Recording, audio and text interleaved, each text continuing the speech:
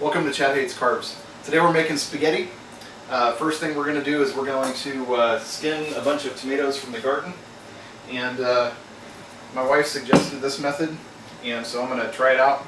Basically the idea is you make a little X at the bottom of the tomato across from the core. You take any of the stuff out, stick it in some boiling water, and you only want to do like 3 or 4 tomatoes, and you only want to put them in there for like 15 or 20 seconds.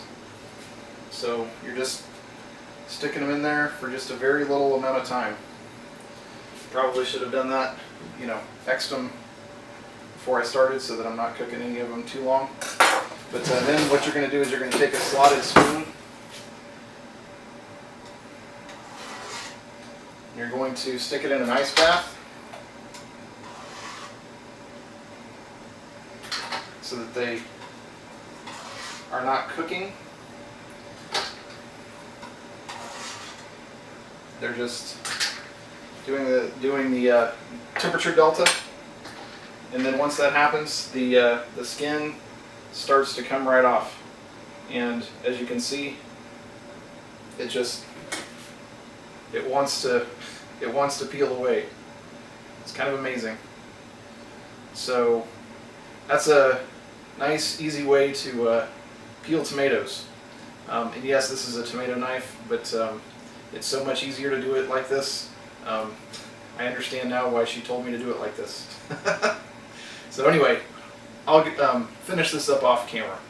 Now that I've got all of my tomatoes peeled, I'm going to go ahead and throw in my onions. I'm going to go ahead and throw these in to start them cooking, because we need to have onions and garlic. That's supposed to be 3 mediums. I got 2 of them in here going. So we're going to do that, and we're going to do some garlic. And it's asking for 4 cloves of minced, and so we're going to get that going in this big pot. I'm just going to go ahead and get that started right now. It's asking for 32 ounces of canned tomatoes. Since I've got this stuff fresh from the garden, we're going to just do that. I'm going to just slap it in this food processor, and we will get our 32 ounces of tomatoes from there. That's going to get mixed directly into the onions and garlic. So here's the tomatoes going in. Again, that's 2 pounds of fresh tomatoes.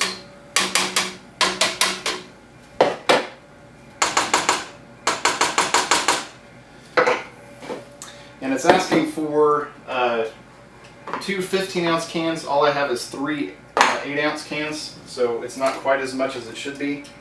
But this is the tomato sauce.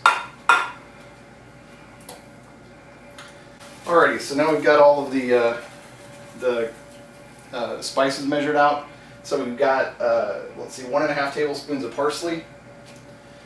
We've got a tablespoon of Splenda. Normally you'd use sugar, but we're not doing that. You've got 2 1/4 teaspoons of salt. You've got 2 teaspoons of oregano.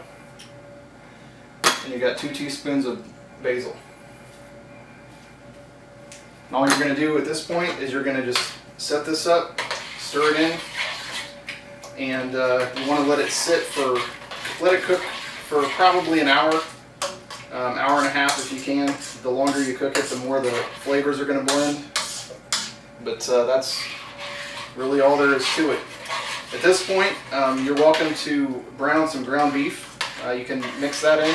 Obviously, you want to brown it and then drain off the fat. And then just mix it in, or you can just do it like this if you want to have something without any meat, although I don't know why in the world you do that. I am, of course, going to do the beef part, so check it out here in a second. Okay, so how in the world am I going to eat spaghetti? Well, obviously I can't actually eat spaghetti. So what I've got here is I've got some zucchini. I'm going to cut the ends off.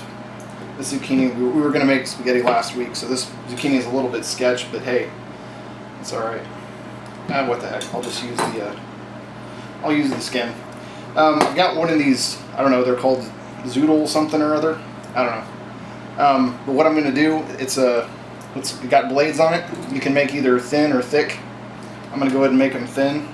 But all you do is you just go in here, twist it,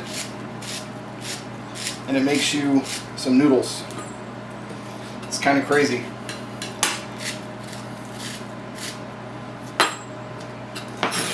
You don't want to make them too long because it will make a noodle the length of the, well, way longer than the actual zucchini.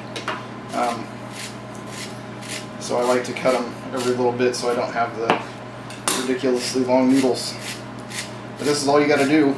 And so I eat regular spaghetti sauce and whatnot, and I just eat them with these little zucchini noodles that come out just like this. You don't have to do any other kind of prep. So I know this isn't sponsored. I just saw this and thought it was pretty cool. But yeah, those are my noodles. Now I don't, generally speaking, they're a little bit wet. You can cook them. We tried cooking them and blanching them and a bunch of different kinds of things, and really no matter what you do, they're not going to act like regular noodles, so you're always going to have them be a little bit wet, which is, you know, not the best, but you got to make some concessions on this lifestyle. So that's my noodle solution. So here's what those two zucchini look like fluffed up after shredding both of them. And I'm going to just dollop up some spaghetti sauce here. This of course has the ground beef added because who doesn't want ground beef in their spaghetti? Now you'll note that because this is fresh tomatoes, made from fresh tomatoes, and I have the zucchini, there's definitely some wateriness to it. It runs a lot. So a lot of times I'll actually drain it in the sink or whatever, but that's just kind of the nature of the beast of this stuff. And the combination of the fresh tomatoes and the zucchini noodles definitely causes some issue. But regardless, the flavor that you get is really good. And the fact that you can, you know, eat spaghetti with your family and do that annoying slurping thing is pretty cool.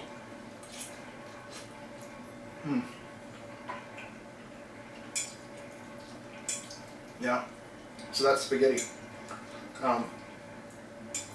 One thing you can do, if you put a lot of parm on, and we get the industrial size things of parm from Sam's, dump that on here, it'll sop up some of that watery too. So, at any rate, thanks for watching. Please like and subscribe, and see you next time.